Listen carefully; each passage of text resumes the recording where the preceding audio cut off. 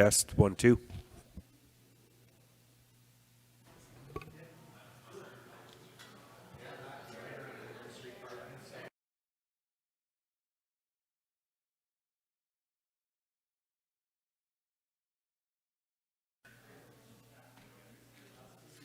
Audio check 1 2.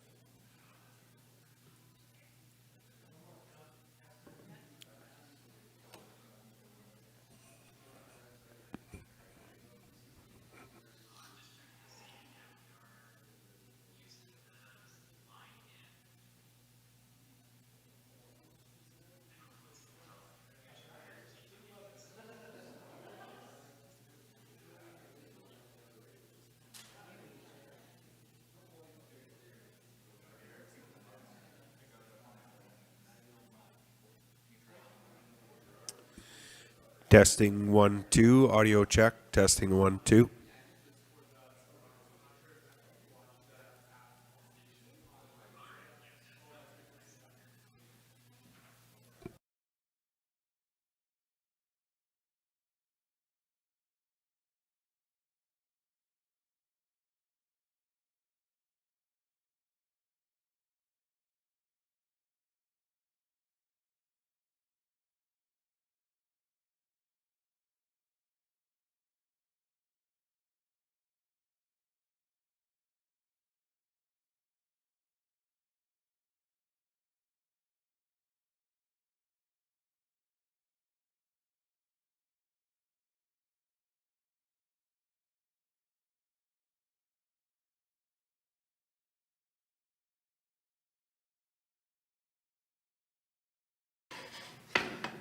Good afternoon, and I'll call this meeting to order.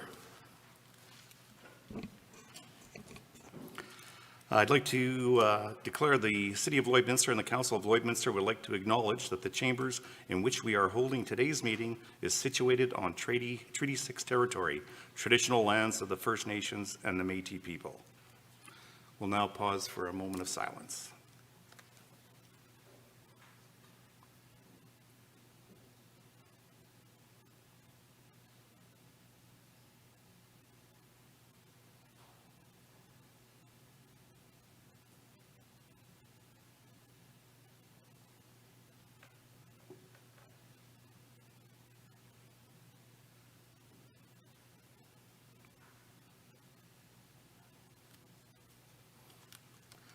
A reminder, all members of council are obligated to declare a conflict of interest or a pecuniary interest as per section 133 of the Lloydminster Charter regarding any item on the agenda. Thank you, Deputy Mayor Fagnan, and I'll be declaring for 4.4, please. Councillor Marin, thank you very much.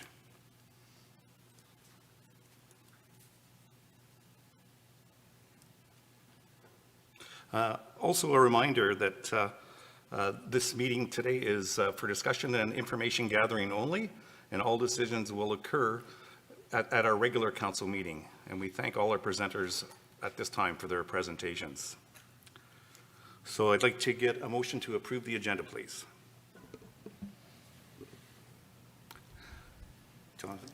Councillor Torsan, seconder. Yeah, I will move that the agenda dated July 12th, 2021 be approved. Can't speak today. Thank you, sir. Councillor Marin. I'll second that. All in favor? Opposed? Carried.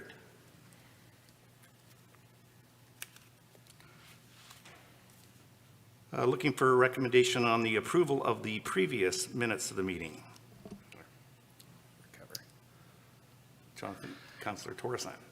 I move that the Governance and Priorities Committee meeting minutes dated June 14th, 2021 be approved. Seconder, Councillor Marin. All in favor? Opposed? Carried.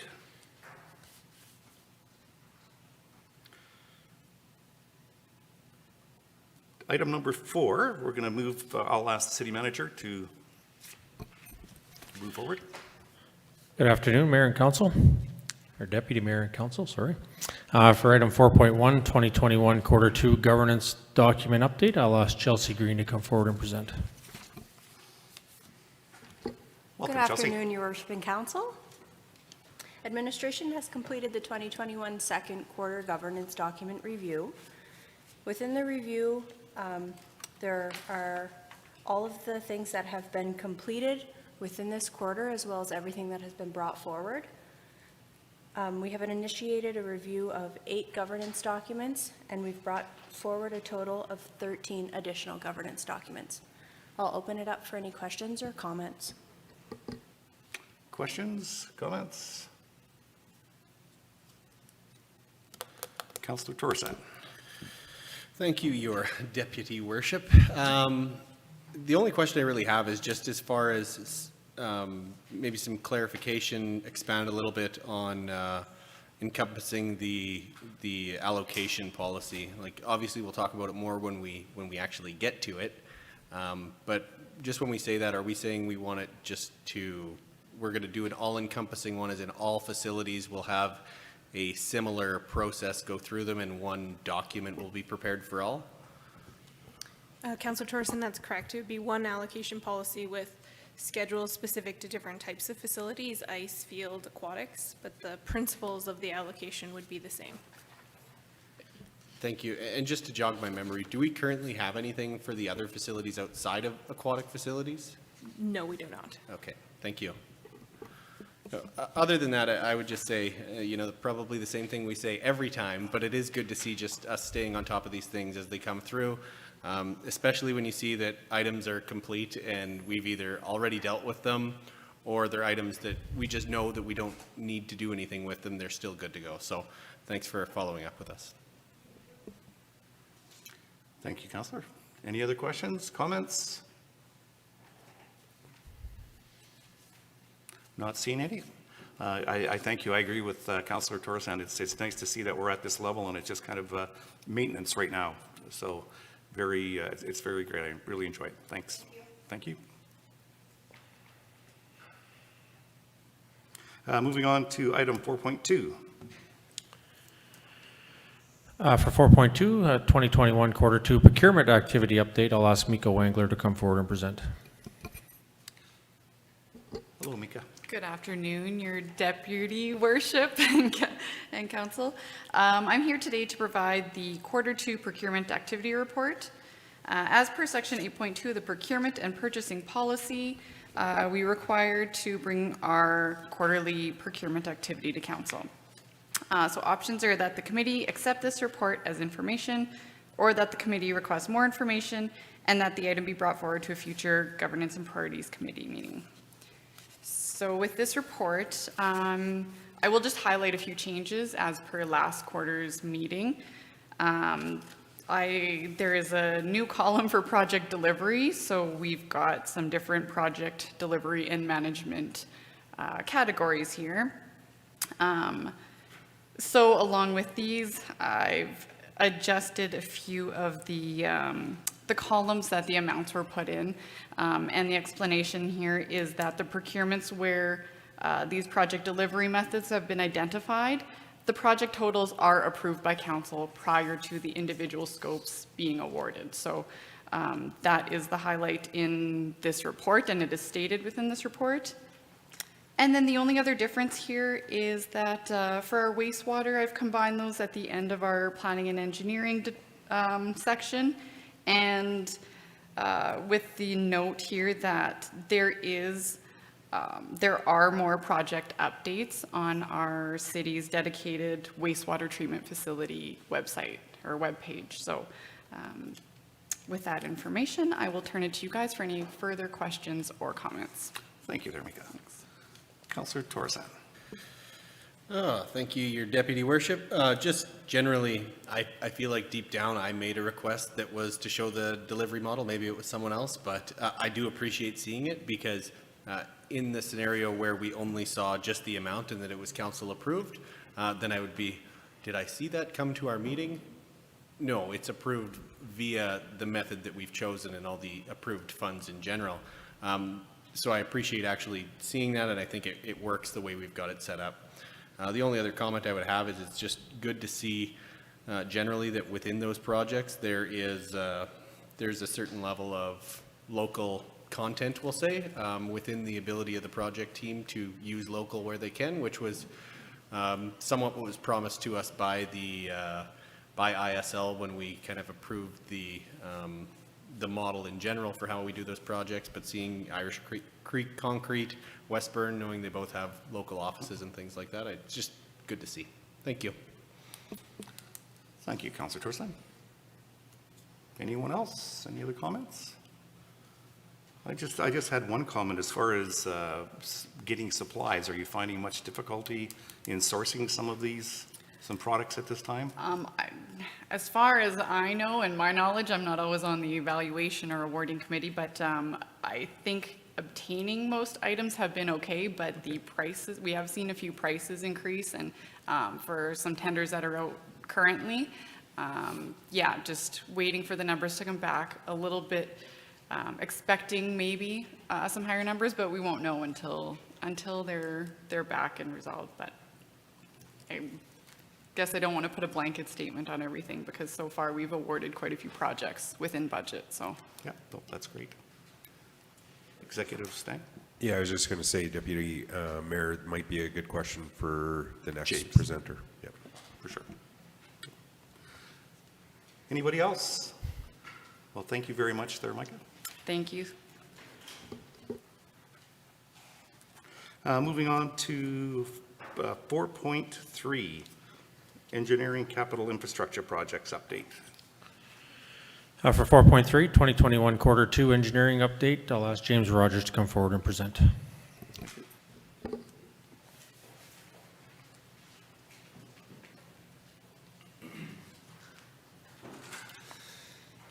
Good afternoon, Deputy Mayor and Council. Good afternoon, James. I understand there was a question asked in the previous presentation. I'll go through mine, and then we can discuss that question if that's okay with Mayor and Council. Good.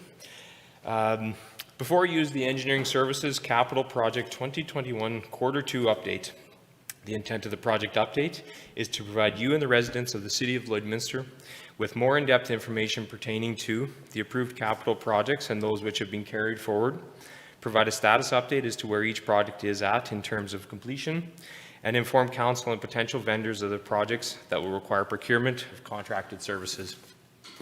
The capital projects to be completed in 2021 consist primarily of surface works improvements and parking lot repairs, water and sewer replacement programs, storm sewer channel upgrades, as well as miscellaneous projects to tie up loose ends and address resident concerns. As identified within the attached update report, a large number of major capital construction-related projects have been initiated with varying levels of completion. A few capital projects have already been completed. Many of them are in the procurement or construction stage, and a few are in the planning stage before construction, while waiting for items such as advantageous weather in the fall in the case of storm channel upgrades to come. As such, engineering services and the many support departments and contracted vendors are on track to complete a high number of capital projects in 2021. Specific project status and project comments have been provided in the attached update report. Along with some of our earlier successes, some of our capital projects are not without their construction challenges and delays. Some delays and issues have only set particular projects back days, with others having larger impacts.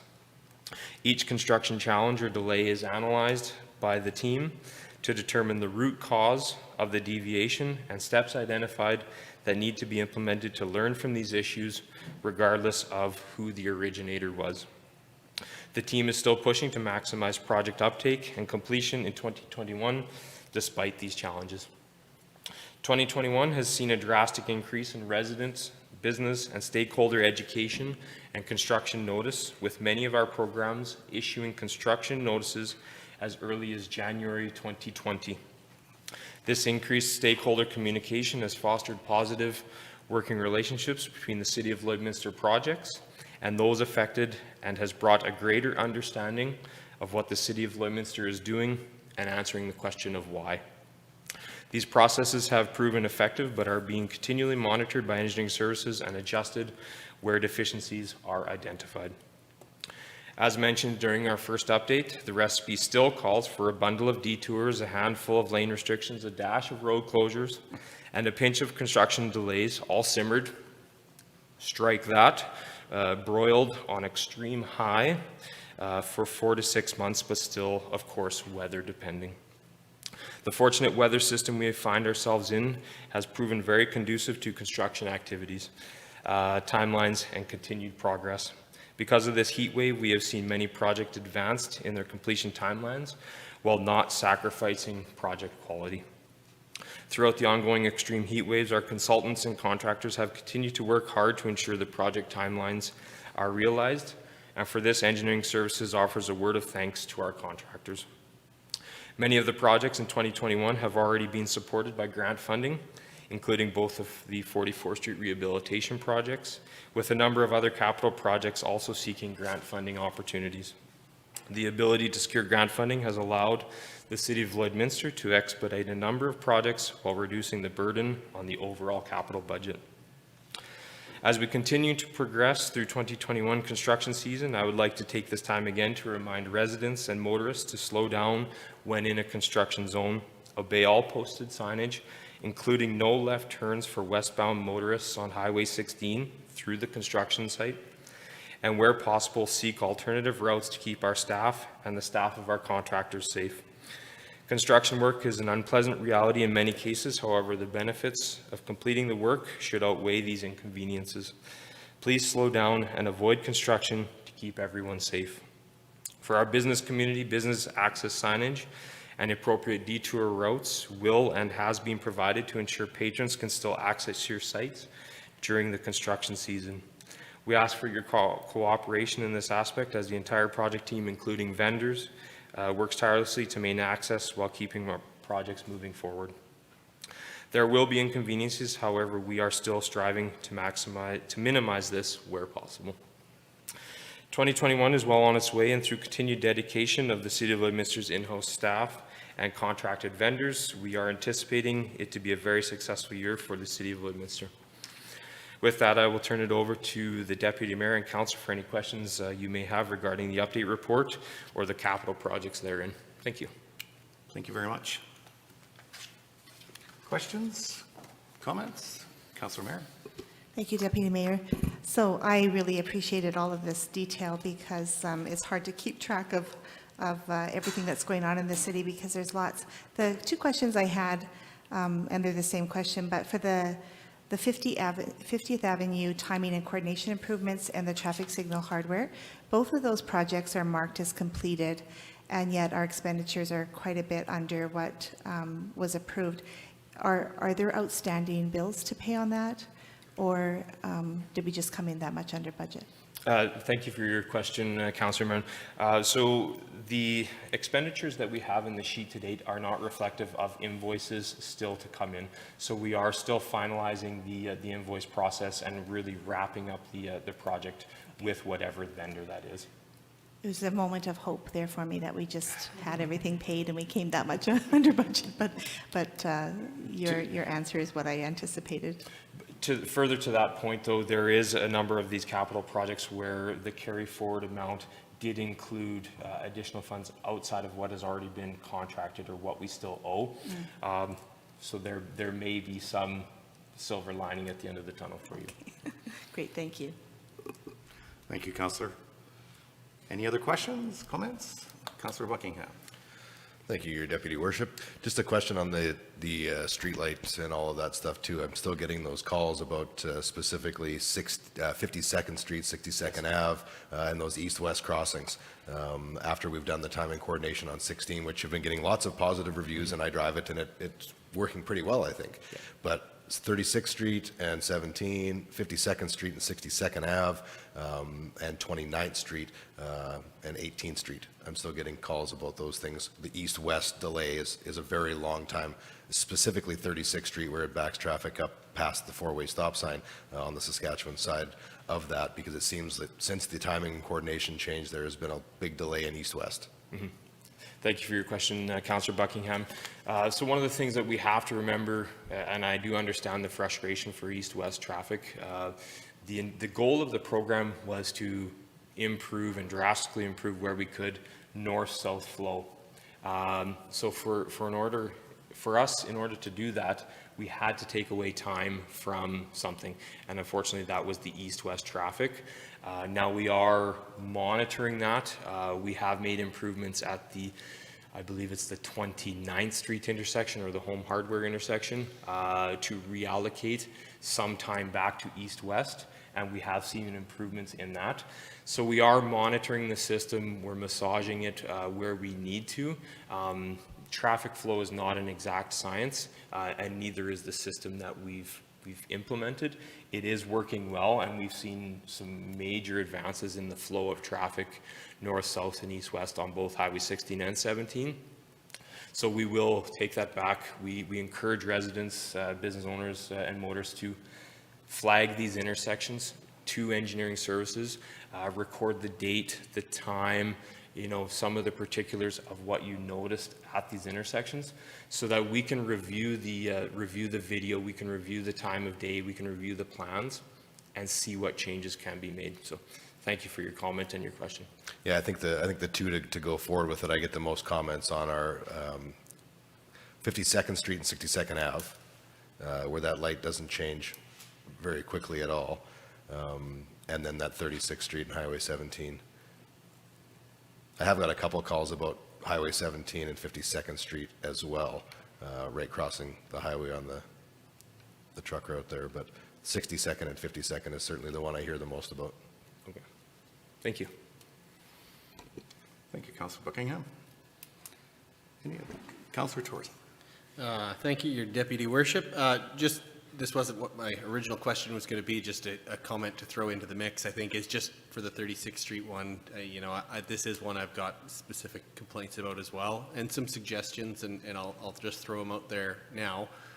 One is no left-hand turns into Payless gas station into the service road, because that doubles down on what's already a problem. And the other suggestion was actually no left-hand turns at that intersection during peak times, similar to what you have in downtown. Those are just the two that I've heard, but I thought I'd just sprinkle those in there. But part of it, I understand, is going to be that road's taking a lot more pressure right now because people are trying to avoid the highway because of all the construction. So it could be partially a temporary issue, although the no left-hand turns into Payless, I've been hearing that from my dad for years. But anyway.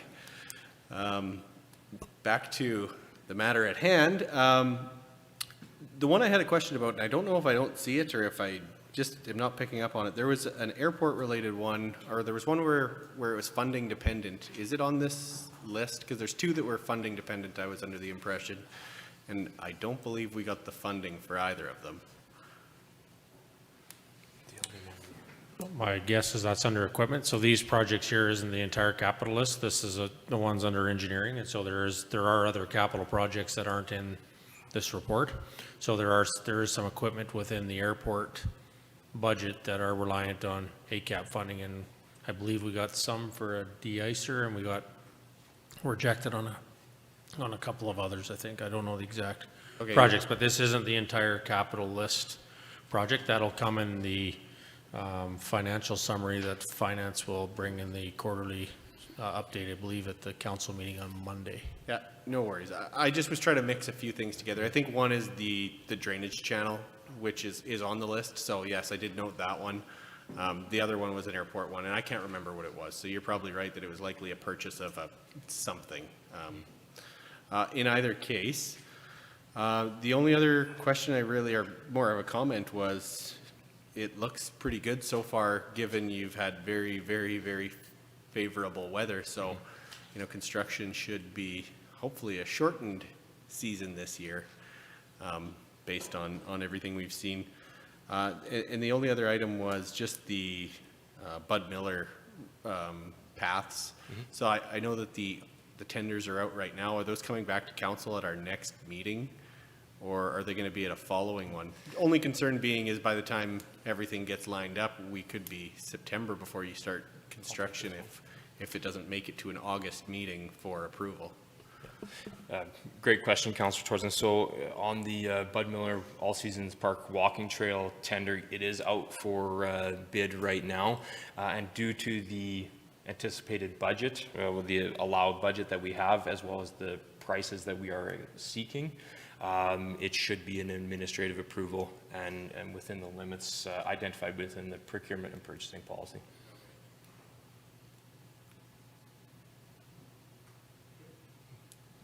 I think it was a $80,000 or $100,000 project, so it's under 200, so administration can approve that. Thank you, Councillor. Any other comments? If not, thank you very much, James, and we'll move on to 4.4. Thank you.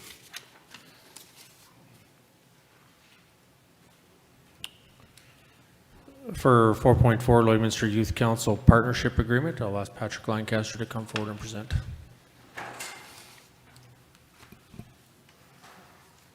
Good afternoon, Deputy Mayor. Good afternoon, Good Council. afternoon. So I'm here to speak to provide some information pertaining to the Youth Council Partnership Agreement.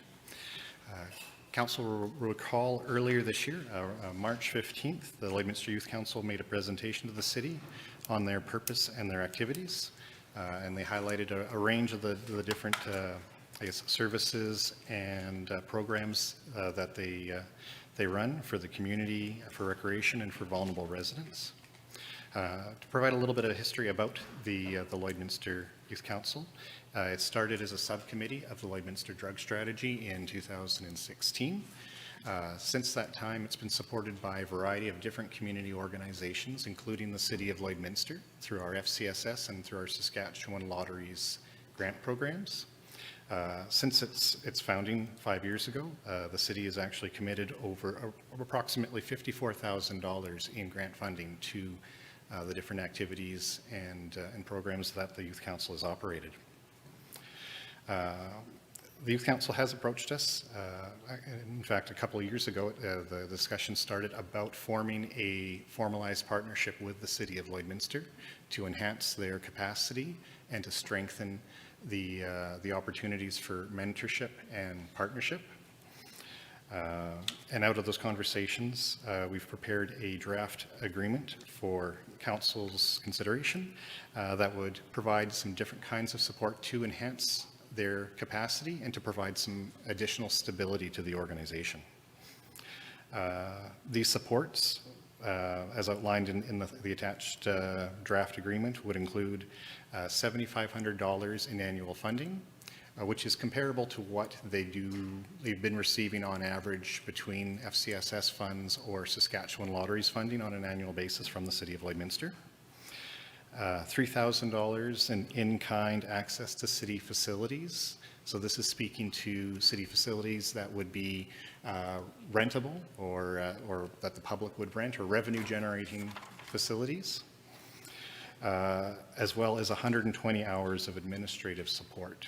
And in the agreement, we go into a little bit more detail as to the specifics of how that administrative support would look, primarily having a member of the social program and services team attending the Youth Council meetings, providing some administrative support with helping to organize their records, helping them to book city facilities, and also assisting them with setting up different mentoring and job shadowing programs, such as,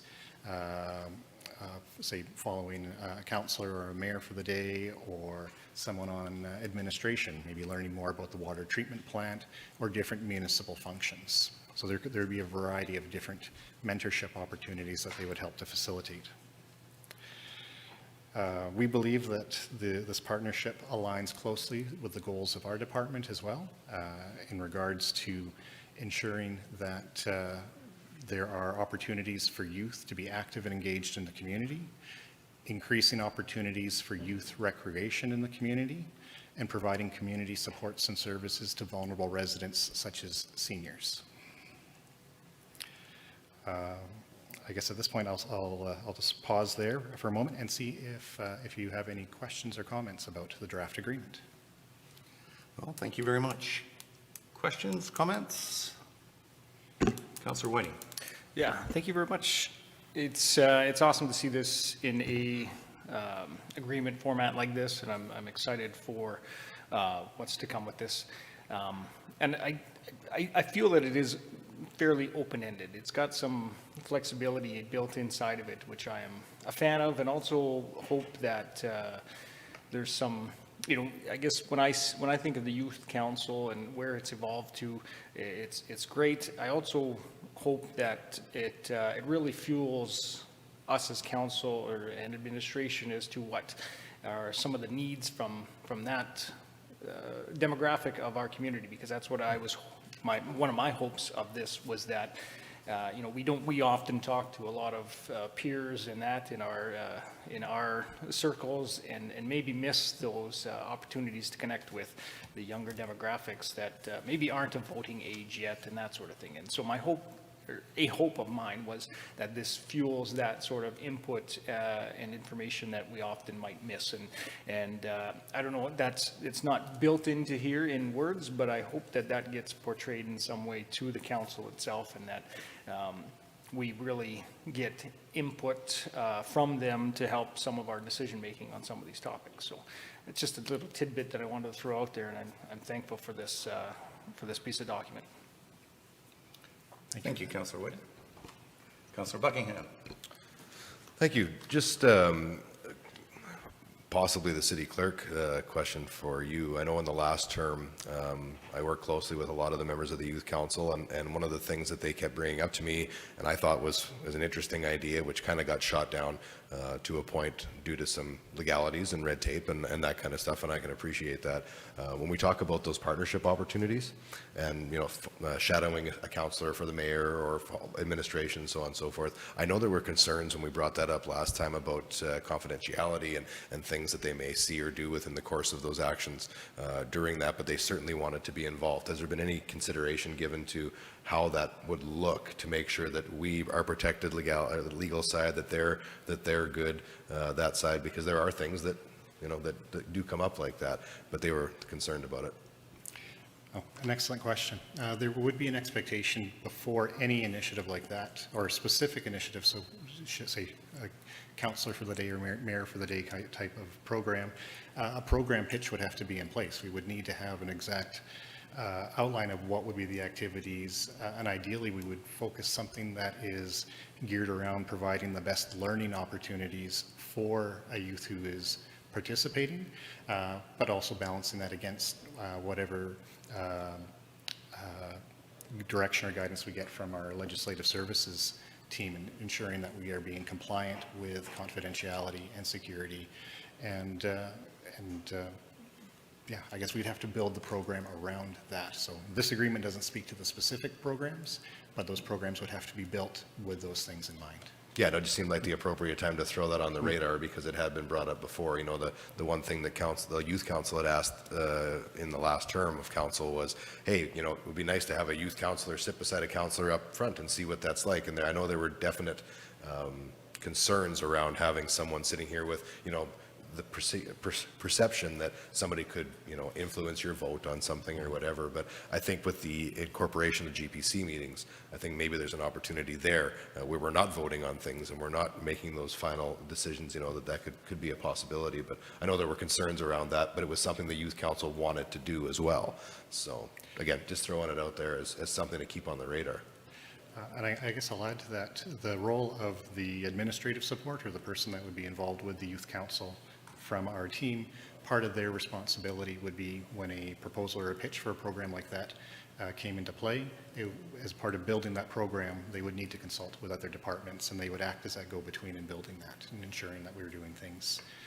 Again, we want providing a good learning opportunity, but also doing it within the realm of what's appropriate.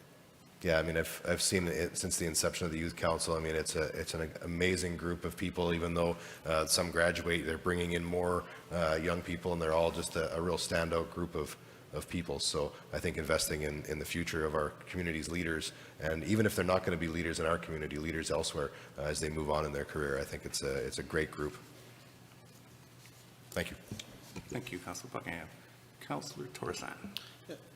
Thank you, Your Deputy Worship. So I understand that this isn't necessarily a matter for debate at this time. Just looking at the agreement in itself, I don't know that it's what I thought it was going to be, I guess, when we got the presentation the first time. My perception was going to be that it was more about, you know, we're identifying a group that we're saying, yes, we're going to work together, and when it comes time for consultation on issues, that we've kind of got the group that we're going to speak to. Also, I can understand the events and volunteer activities and those individuals leading it and kind of partnering on those things, I think is great, and solidifying those. And even on the funding side, deep down, part of me wants it to follow some kind of, this is part of the annual budget ask, rather than it being solidified in this agreement. But, you know, I could get over that because we're not talking about big money. The only issue that I really have, well, two. One is the administrative support side of things. I know in the past we've had our FCSS and our community services staff very, very taxed with lots of things to do and lots on the go. So when I see 120 hours of administrative support, okay, let's say your standard work year is 2,080 hours. Take away holidays, there's 120 hours. Take away stat days, there's another roughly 120 hours. So we're now talking about 8 or 9% of an individual salary that we are contributing to this as part of the in-kind. So it's not nothing. Like, when you put 120 hours, it doesn't seem like a lot, but it's actually, it's a pretty significant, I would say, ask when you get to that part of it. So, you know, on my side, I think, you know, are we giving an unfair kind of advantage with this partnership, or is this the direction all of council wants to go in and we think that that's a good investment? You know, one side of it is absolutely it's a great gateway directly to the people who, you know, are going to enjoy the quality of life that this group is providing, which, don't get me wrong, they are. The other side is how many other organizations are really important to our community that could affect large groups of people that we're not doing that for, and finding that balance. So I don't know that this agreement for me finds that balance. The other part of it is, just from my experience with, you know, the group's website and their different PSAs, they do quite a bit of lobbying. I don't know that I agree that the city of Lloydminster should be funding some type of lobbying group that's going to lobby other levels of government. And that's, for me, more of a hard and fast line as far as making it a formal partnership versus providing funding on specific programs through applications when they come through, like all these other groups do. So just food for thought for the group as this comes back to us. But, you know, the administrative support is one part, and then the lobbying is another, I'd say, pretty significant part, considering we are a level of government. We are lobbied by this group at times one way or another, and then also lobbying other levels of government. So yeah, thank you. Thank you, Councillor. Councillor Buckingham. Thank you, sir. Councillor Torreson brings up a good point, and I had my other note here that I missed. If we go ahead and set up a formal agreement and set up funding for this, how does that affect their FCSS abilities and SAS Lotteries granting? Because we're now funding them in some form. Does it exclude them from eligibility? Is there an unfair advantage perceived or not there? Are they out of that funding? And if they are, that's a considerable amount of money that they will be out. An excellent question. We have actually had some discussions with Youth Council in the process of discussing this agreement up to this point in regards to funding and how that might look in the future. It's not spoken to in the agreement as far as eligibility for other grant processes, and at this point we left that part out of the agreement with the understanding that there would be some expectation that if they were to apply for funding in the future, it should be for projects that are I guess unique or special or above and beyond what they've typically been receiving funding for through those processes up to this point. Now that may be something that needs to be added in to specifically say not to apply, but the intent is, part of the intent of having a funding piece in here is to provide stability to the organization as far as an ongoing source of funding, but at the same time free up some of those grant dollars so that other organizations can apply for them in the regular calls for applications for FCSS and Sask lotteries. Yeah, it's interesting. I wrestle with it personally a little bit as the council member who is appointed to FCSS. You know, here we are as council possibly supporting this, and then I have to make a decision sitting on the FCSS committee as to whether I support them more, you know, over, like Councillor Torreson was saying, other organizations. So I have my concerns in that regard specifically. Director Tracy. Thank you, Simpson. Deputy Worship.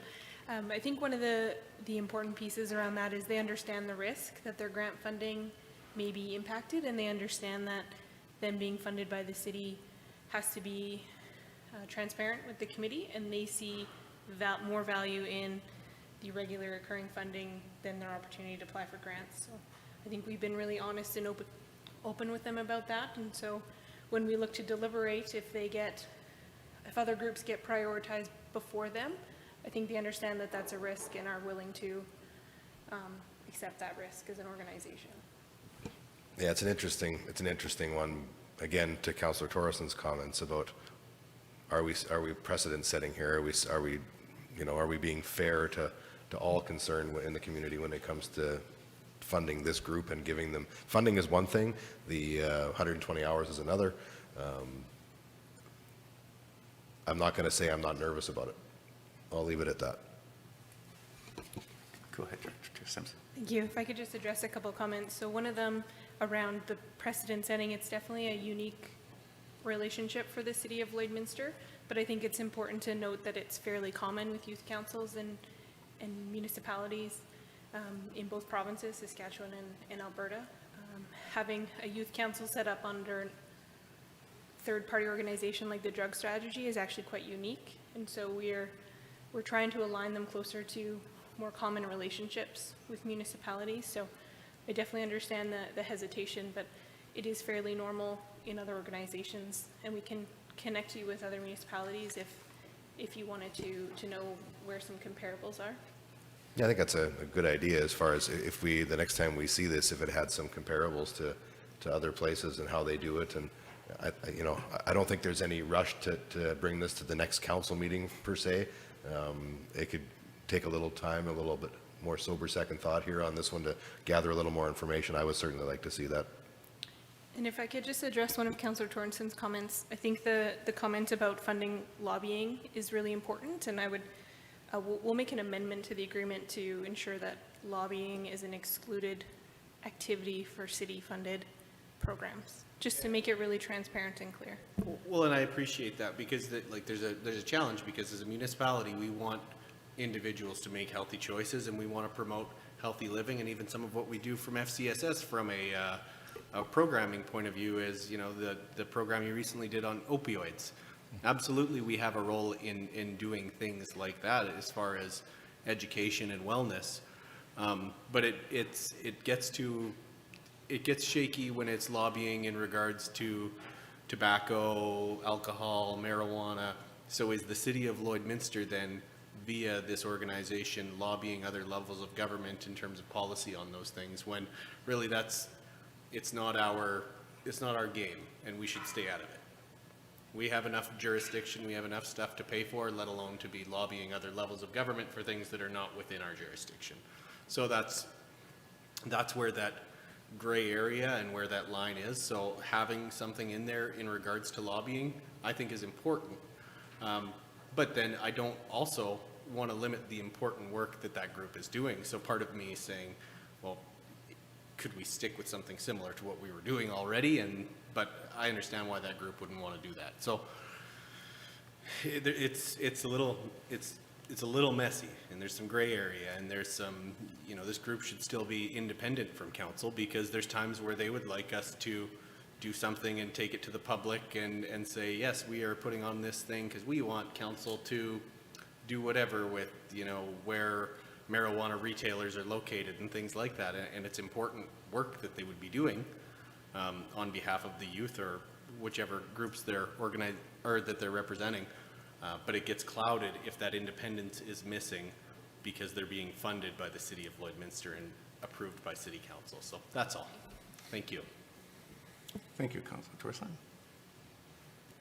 Any other comments? Well, some great discussion there, and a lot of my questions were answered in that as well. So I think that's, if we have nothing further, we'll move on. Thank you very much, Patrick.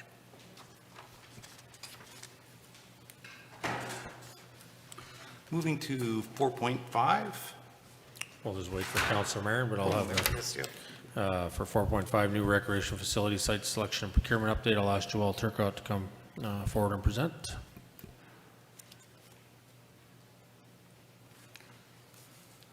Thank you, Your Deputy Worship and Council. Yes, she'll be right there.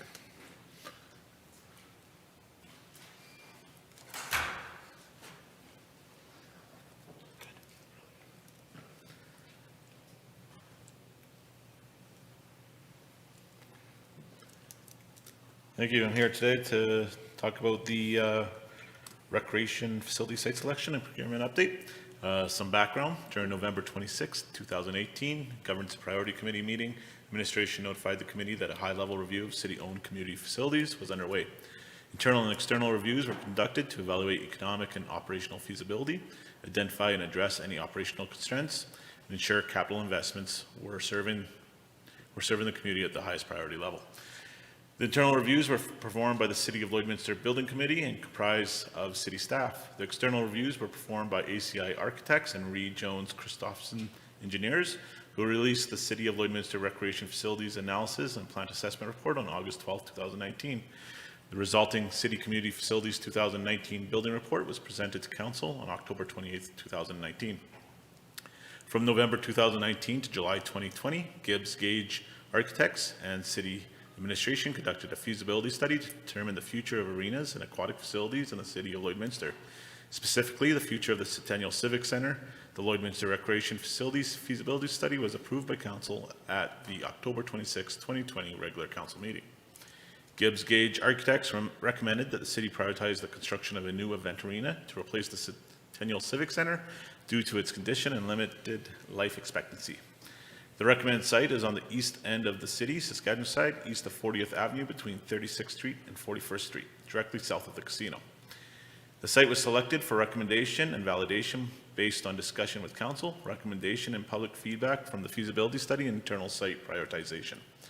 A request for our proposal RFP package was issued on May 18th, 2021 to procure the architectural service consultant to create a detailed design of a new event arena and perform a site validation of the east end location. The package was issued and posted on the city's bid and tender website. The evaluation criteria and associated weighting identified within the RFP is summarized in the table below. I should also mention there is a interview process along with this procurement. The proposal period closed on June 8th, 2021. Evaluations are in process with the review team conducting interviews to narrow down the top candidates. Administration will bring the proposed consultant to the July 19th, 2021 regular council meeting for council's decision. I'll stop there. Is there any questions? Questions, comments?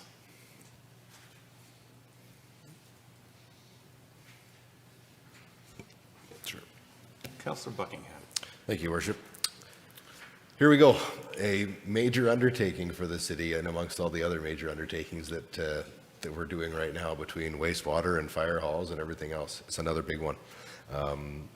Can you maybe elaborate? I mean, I'll be honest and selfishly say that I'm pleased with the site selection, if for no other reason that we're investing something on the Saskatchewan side in an area that is good for development.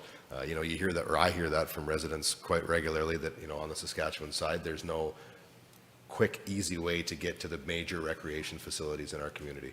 So I think that for that reason alone, I'm happy with the potential site. I've said it before. I said it when the multiplex or the Service Sports Center was built, and I said it during this process that I still felt strongly that there was the opportunity to build this on the north end of our community, not far from where the Civic Center sits now, in possible conjunction with the exhibition grounds or any of that stuff. And I just wanted to say publicly that I know that those things were taken into consideration and studies were done on that during the site selection process. So it wasn't like they came to this site selection recommendation without public feedback, without consultation, without looking at multiple different things. A lot of that stuff doesn't get out enough, I think.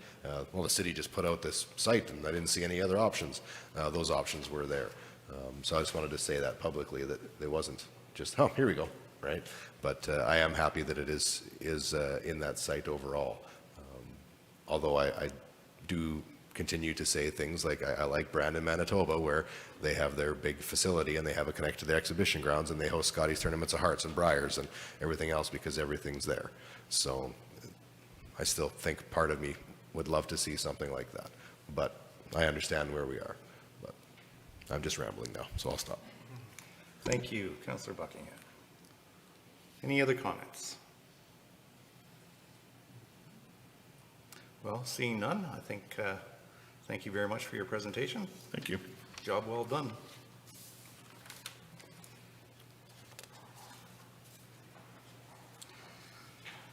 So on governance and priority matters, is there any other matters that we have? Any other discussion? If not, I will move to number 6, inquiries from the media.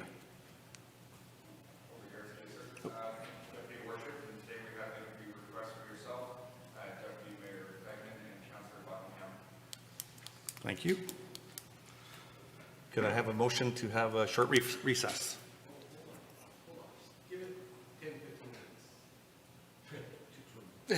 It's going to be, you can't. Councilor Buckingham, seconder. Councilor Whiting, all in favor? Carried. Thank you. There you go.